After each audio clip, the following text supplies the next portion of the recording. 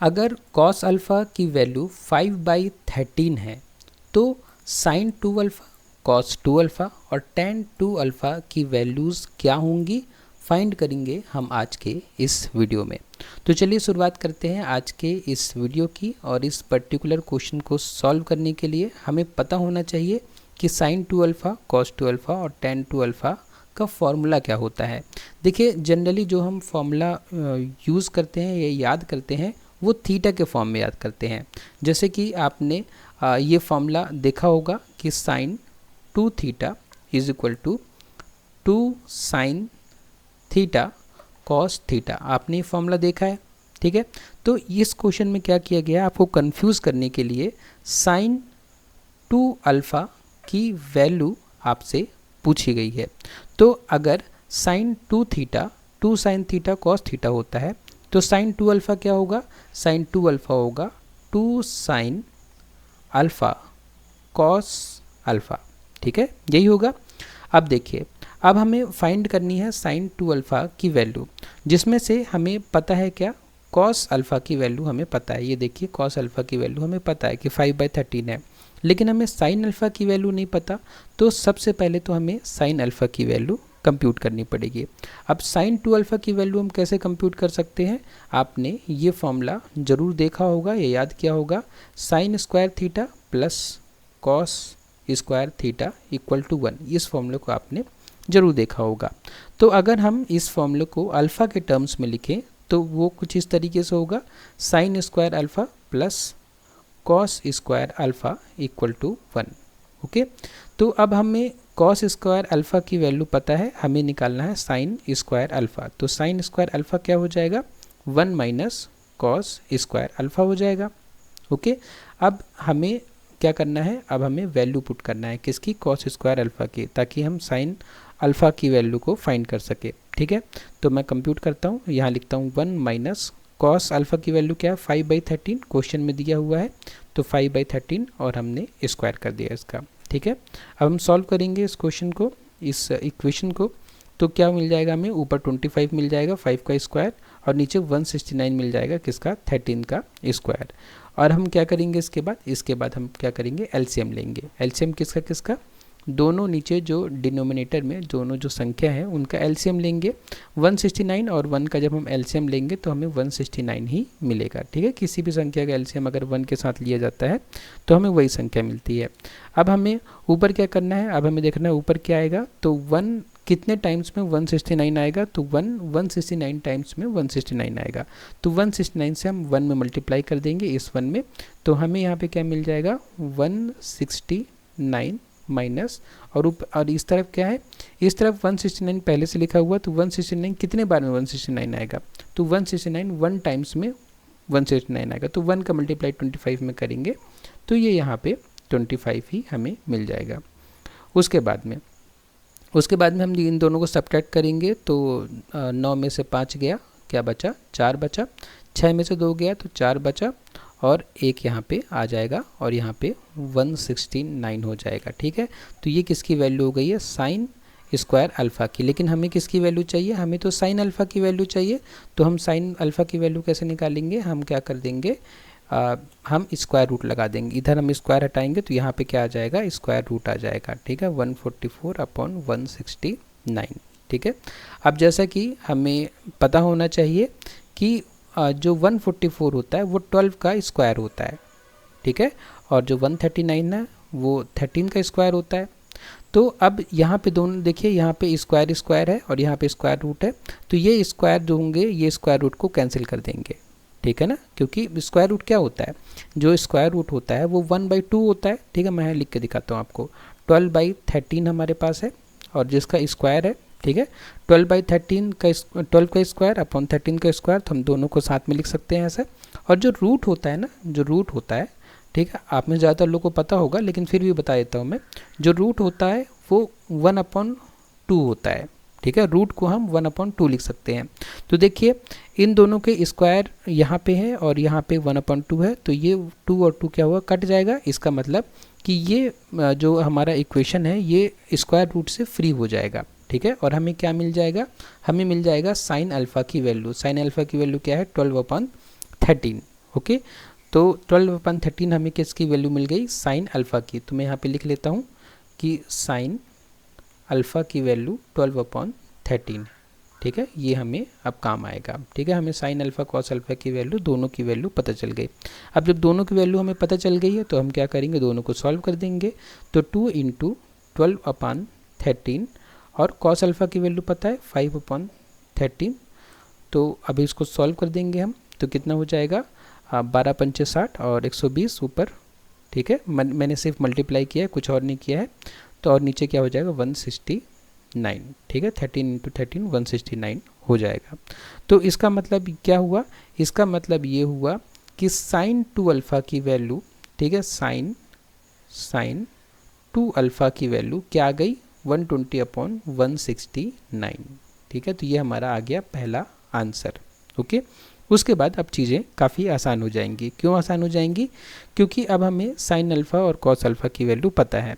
तो अब हमें निकालना है कॉस 2 अल्फ़ा, ठीक है, क्या निकालना है, कॉस 2 अल्फ़ा। अब कॉस 2 अल्फ़ा निकालने के लिए आपने ये फॉर्मूला सुना होगा, कौन सा, कि cos 2 theta is equal to cos square theta minus sine square theta. आपने ये फॉर्मूला देखा होगा, ठीक है। इसके अलावा हमें पता है कि कॉस 2 थीटा के काफ़ी सारे वेरिएंट होते हैं, जैसे कि पहला वेरिएंट तो यही हो गया। दूसरा वेरिएंट क्या हो जाएगा, दूसरा हम लिख सकते हैं कॉस स्क्वायर थीटा -1, और तीसरा वेरिएंट हम लिख सकते हैं 1 - 2 साइन स्क्वायर थीटा, ठीक है। हम इन तीनों से कोई भी फॉर्मूला यूज़ कर सकते हैं, ठीक है। ये अल्फ़ा यहाँ पे दिया गया आपको थोड़ा कंफ्यूज करने के लिए, ठीक है। तो मैं एक काम करता हूँ, मैं यहाँ पे सेकंड वाला वेरिएंट यूज़ करता हूँ। सेकंड वाला वेरिएंट क्या हो जाएगा, 2 कॉस स्क्वायर अल्फ़ा -1, ठीक है। हम इतना कर देंगे तो हमें आंसर मिल जाएगा। तो अब हम सॉल्व करते हैं इसको, जैसे कि अब इस फॉर्मूले में मैं वैल्यू पुट करता हूँ, ठीक है। तो हमारा हो जाएगा cos 2 alpha is equal to 2 cos square, ठीक है। कॉस की वैल्यू क्या है, यहाँ पे देखिए क्वेश्चन में दिया है कॉस अल्फ़ा की वैल्यू 5/13 है, तो 5/13 का स्क्वायर हो जाएगा, यहाँ पे 5/13 का स्क्वायर हो जाएगा, ठीक है, और -1, ठीक है। हम ये सिंपल फॉर्मूला यूज़ कर रहे हैं, हम इसको भी यूज़ कर सकते हैं, इसको भी हम किसी को भी यूज़ करेंगे, हमारा आंसर सेम आएगा। अब हम इसको सॉल्व कर देते हैं फटाफट। तो 2 × 25/169, ठीक है, स्क्वायर कर दिया मैंने। अब उसके बाद एलसीएम लेना पड़ेगा, तो एलसीएम कितना आ जाएगा, 169 आ जाएगा। और यहाँ पे इस तरफ में यहाँ के देखिए यहाँ पे 1 है, तो 169 नीचे है, तो ऊपर इन्हीं दोनों का मल्टीप्लिकेशन होगा, तो यहाँ 50 आ गया। और उसके बाद में जैसे कि मैंने आपको अभी यहाँ पे समझाया था कि एलसीएम लेकर हम किस तरीके से ये चीज़ कंप्यूट करते हैं, तो वैसे ही कि 1 कितने टाइम्स में 169 आएगा, तो 169 टाइम्स में आएगा, तो ऊपर 169 का मल्टीप्लाई होगा, तो ये हमें इस तरीके से इक्वेशन हमें मिलेगी। उसके बाद में जब मैं 50 सब्ट्रैक्ट करूँगा इस पर्टिकुलर नंबर से 169 से, तो मुझे क्या मिलेगा, मुझे मिलेगा ऊपर में 9 और नीचे में यहाँ पे 1 और यहाँ पे 1, ठीक है, 119 मुझे मिलेगा इन दोनों को सब्ट्रैक्ट करने में। और चूँकि बड़ा नंबर निगेटिव है तो यहाँ साइन किसका लाएगा, माइनस का लाएगा, ठीक है, और अपॉन 169, ठीक है। आई होप कि ये बेसिक कैलकुलेशन में आपको कन्फ्यूज़न नहीं हो रही होगी। अगर हो रही है तो प्लीज़ मुझे कमेंट बॉक्स करके बताइएगा, कमेंट बॉक्स में बताइएगा कि आपको इस कैलकुलेशन में थोड़ा आपको कन्फ्यूज़न या प्रॉब्लम होती है, ताकि मैं नेक्स्ट वीडियो से इनको भी आपको और डिटेल में समझा सकूं, ठीक है। अभी मैं ये मान के चल रहा हूँ कि ये बेसिक सब्ट्रैक्शन और ये एलसीएम लेना आपको आता होगा। अगर नहीं आता तो कोई बात नहीं, हम यहाँ पे सीखने के लिए ही बैठे हैं।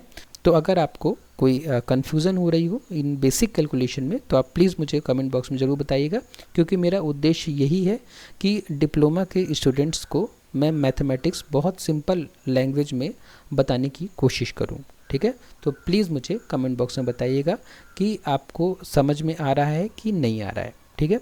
उसके बाद देखिए हमारे पास जो हमें तीसरी जो हमें वैल्यू कंप्यूट करनी है वो tan 2 अल्फ़ा की है, ठीक है, tan 2 अल्फ़ा की।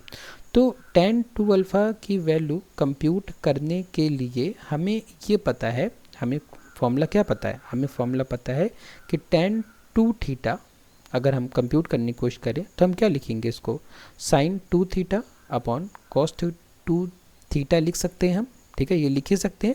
लेकिन इसके अलावा एक और फॉर्मूला होता है, वो होता है 2 tan theta upon 1 minus tan square theta, ठीक है। अब आपकी मर्जी है कि आप दोनों में से कोई भी उपयोग कर लीजिए।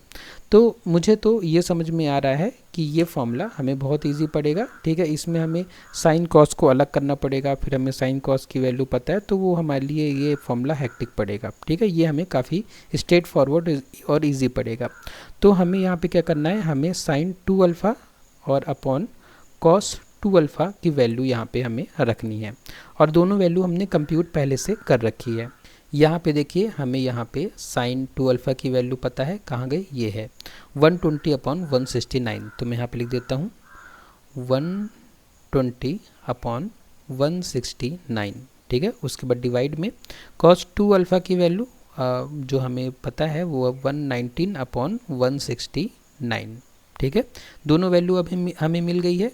तो अब हम क्या करेंगे, हम इस पर्टिकुलर इक्वेशन को सॉल्व करेंगे, ठीक है। इस पर्टिकुलर इक्वेशन को सॉल्व करने के लिए हमें क्या करना पड़ेगा, ये जो टर्म पूरा डिवाइड में है इसको हम कहाँ लेके आएंगे, मल्टीप्लाई में लेके आएंगे, ठीक है। तो क्या हो जाएगा 120 अपॉन 169, और ये जो पूरा टर्म है जब मल्टीप्लिकेशन में जाएगा तो ये इन्वर्स हो जाएगा, मतलब इन्वर्ट हो जाएगा, या ऊपर नीचे हो जाएगा। जो नीचे था वो ऊपर हो जाएगा, ठीक है, और जो ऊपर था वो नीचे हो जाएगा, ठीक है। और माइनस का साइन तो लगेगा ही, ठीक है, माइनस का साइन, ठीक है, हम सामने लिख सकते हैं। इसके बाद जब हम इसको अब सॉल्व करेंगे, तो सॉल्व करने के लिए हमें क्या करना पड़ेगा, सबसे पहले तो हम इन दोनों को कट कर सकते हैं 169 169, और ये जो बाकी बचा अब इसको हम फर्दर सॉल्व कर नहीं सकते, तो यही हमारा आंसर हो जाएगा, ठीक है। इसका मतलब क्या हुआ, इसका मतलब ये हुआ कि tan 2 अल्फ़ा हो जाएगा माइनस 120 अपॉन 119 के बराबर, ठीक है। तो इस तरीके से हमने क्या किया, हमने ये तीनों वैल्यूज़ को फाइंड कर लिया, tan 2 अल्फ़ा, cos 2 अल्फ़ा और sin 2 अल्फ़ा, ठीक है। हालांकि ये क्वेश्चंस काफ़ी इजी हैं, लेकिन इजी उनके लिए है जिनकी मैथमेटिक्स का जो फंडामेंटल है वो स्ट्रॉन्ग है। लेकिन जो मैथमेटिक्स जिसने कम पढ़ा है, जिसने प्रैक्टिस कम की है, उसके लिए फिर भी ये क्वेश्चन अच्छा खासा डिफ़िकल्ट है। तो ये जो नोट्स है, ये जो मैं जो सॉल्व कर रहा हूँ क्वेश्चन, ये मैं आपको प्रोवाइड कर दूँगा, ठीक है। इस नोट्स को डाउनलोड करने के लिए आपको क्या करना पड़ेगा, आपको जाना पड़ेगा मेरे यूट्यूब चैनल पर, ठीक है। आप अनूप राठौर सर्च करेंगे यूट्यूब में तो आपको मेरा यूट्यूब चैनल मिल जाएगा, ये ऊपर ही, ठीक है। हालांकि 2 चैनल है मेरे, लेकिन पहले वाला अगर आपको नोट्स चाहिए तो आपको इस चैनल पर जाना पड़ेगा, और इस चैनल पे जब आप जाओगे तो यहाँ पे मोर नाम की बटन दिखेगी, इस पर क्लिक करोगे तो यहाँ पे देखो गूगल ड्राइव की लिंक आपको मिलेगी इस यहाँ पे, ठीक है। इस लिंक पे जब आप क्लिक करोगे तो इस तरीके से आप गूगल ड्राइव में पहुँच जाओगे, और यहाँ पे देखो मैथमेटिक्स के नोट्स आपको यहाँ पे मिल जाएंगे, ठीक है। मैथमेटिक्स में आप क्लिक करोगे तो यहाँ पे आपको ये पूरी नोट्स मिल जाएगी जो मैं आपको पढ़ा रहा हूँ, जो मैं आपको सिखा रहा हूँ, जो मैं आपको बता रहा हूँ, ठीक है। तो जब आप ये वीडियो देखोगे तो आपको यहाँ पे ये आज के नोट्स भी मिल जाएगी, ठीक है ना। हालांकि मैं कोशिश ये करता हूँ कि जब मैं पूरा एक सेक्शन, जैसे कि अभी मैं पार्ट 3 सॉल्व कर रहा हूँ, तो जब पार्ट 3 कंप्लीट हो जाएगा इस क्वेश्चन बैंक का, किस क्वेश्चन बैंक का, जो हमारे सिलेबस में, हमारे RGPV डिप्लोमा के सिलेबस के मैथमेटिक्स में जो क्वेश्चन बैंक दिया हुआ है, अगर आपको नहीं पता कि क्वेश्चन बैंक कहाँ से डाउनलोड करना है तो उसके लिए आप यहाँ पे RGPV डिप्लोमा आप लिखिए, RGPV डिप्लोमा, ठीक है, और ऐसा सर्च करिए, ठीक है। तो आपको ये वेबसाइट मिलेगी RGPV डिप्लोमा की, और यहाँ पे पॉपअप को कैंसिल कर दीजिए। उसके बाद देखिए AICTE बेस्ड OCBC 2023 करिकुलम है, इस पर क्लिक करिए, और आपके जो भी ब्रांच है उस ब्रांच पे क्लिक करिए, और फर्स्ट सेमेस्टर का सिलेबस आप ओपन करिए। फर्स्ट सेमेस्टर का सिलेबस आप ओपन करेंगे, देखिए मैथमेटिक्स शुरू में ही दिया हुआ है, तो ये पहला जो सिलेबस है मैथमेटिक्स का, इसमें नीचे आप जाएंगे तो यहाँ पे आपको प्रैक्टिस क्वेश्चंस मिलेंगे, ठीक है। नीचे जाएंगे और थोड़ा सा नीचे यहाँ पे ये है ना क्वेश्चन बैंक आपको यहाँ पे मिलेगा, जिसमें से हमने ये सारे क्वेश्चंस इस सीरीज़ में सॉल्व कर लिए हैं। ये सारे क्वेश्चन हमने इस सीरीज़ में सॉल्व कर लिए हैं। पार्ट 2 भी हमने सॉल्व कर लिया है पूरा का पूरा, और अब हम पार्ट 3 सॉल्व कर रहे हैं, ठीक है। जिसमें से आज के इस वीडियो में हमने क्वेश्चन नंबर 5 सॉल्व किया है। ठीक है, नेक्स्ट वीडियो में हम क्वेश्चन नंबर 6 को सॉल्व करेंगे। तो इस तरीके से हम धीरे धीरे क्या करेंगे, मैथमेटिक्स के सारे क्वेश्चन सॉल्व करेंगे। उससे क्या होगा कि आपको ये सब्जेक्ट काफ़ी इजी लगेगा, और जब आपकी मैथमेटिक्स अच्छी होगी तो आप इंजीनियरिंग भी ज़्यादा अच्छे से कर पाएंगे। ठीक है, तो आज के इस वीडियो में बस इतना ही। अगर आपको वीडियो यूज़फुल लगा तो वीडियो को लाइक करें, शेयर करें अपने फ्रेंड्स के साथ में, और सब्सक्राइब करें मेरे यूट्यूब चैनल को। आपने वीडियो को लास्ट तक देखा उसके लिए बहुत बहुत धन्यवाद।